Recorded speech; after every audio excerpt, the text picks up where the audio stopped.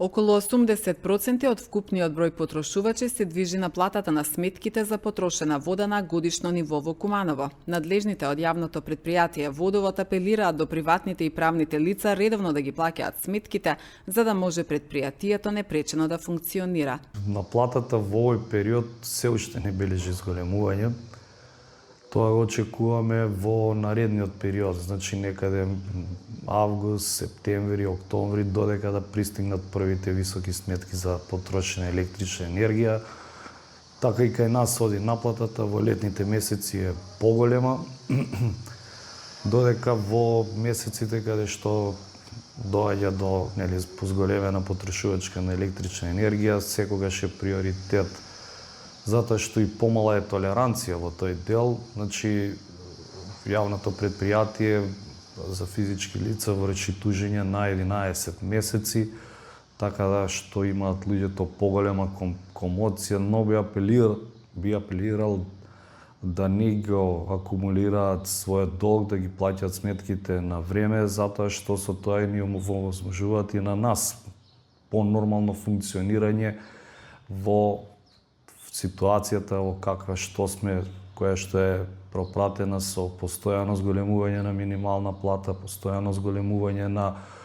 основни трошоци кои што мора да ги имаме за редовно сервисирање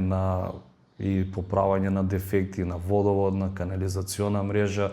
Тука и најголемиот трошок што го имаме за нормално функционирање на пречистителна станица, која што представува исклучително тешка за одржување, скапа за одржување, а мора да работи и работи. Он е основен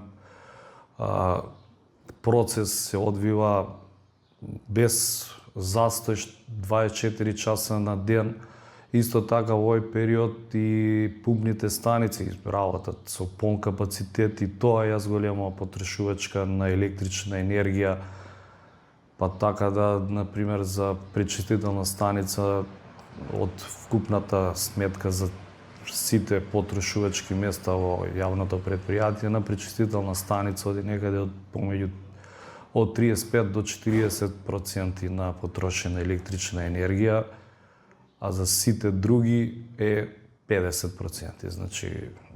на административна зграда е само 3 до 4% потрошувачка, така да и во тој дел пак мора да се апелира на вистина, поготово во оние рурални средини, мора луѓето да избегуваат да полеваат дворови, да се вадат базени, да се наводнуваат бачи од она вода што е наменета за пиење, затоа што и самиот процес за добивање на таа вода е скап, а за жал во тие делови бележиме и голема кражба на вода има, значи кое што ние законски не можеме да ја спречиме, немаме механизми, не можеме да влегуваме во дворови да вршиме проверки. Само имаме индиции и тоа можеме да го пријавиме во полиција и толку се нашите надлежности.